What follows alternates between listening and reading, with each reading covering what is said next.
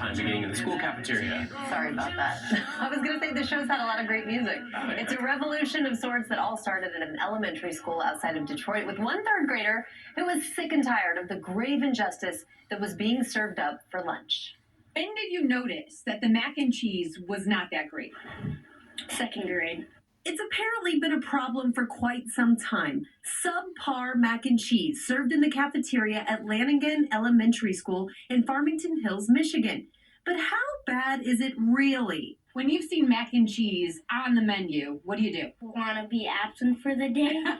So in a textbook example of putting democracy to work, 9-year-old Killian Palmer put on his bright green blazer and took his complaint to the Farmington Public School Board. So glad to have you here. Laying out his argument just like a skilled litigator. Do you like macaroni and cheese?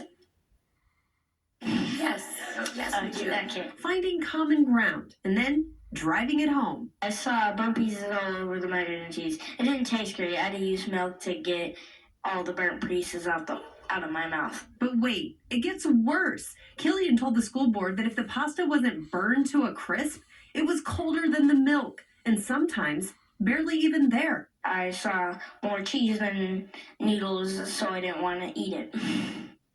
Which I never ate it. Finally, resting his case.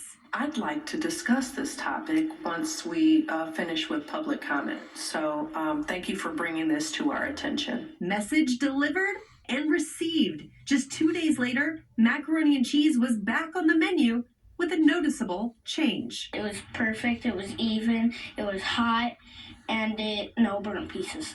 A recipe almost worthy of Martha Stewart. Be careful, it's hot. And a valuable lesson learned by a grateful mac and cheese lover. Thank you for changing it. But something is still nagging at this probing young scholar.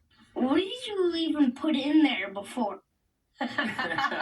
Some questions really are best left unanswered, right? And apparently a lesson learned by the school administration: don't mess with the mac and cheese. And it's interesting. Somebody get this kid the Nobel Peace Prize. I know. He's got a bright future ahead of Doing him. God's work out there. There's nothing worse than bad mac and cheese because it's so hard to get bad. It's so hard. Do you know where it started? A lot of people believe it came from southern Italy in the 13th century. Oh, interesting. I do know that Martha Stewart's mac and cheese recipe, by the way, calls for a little bit of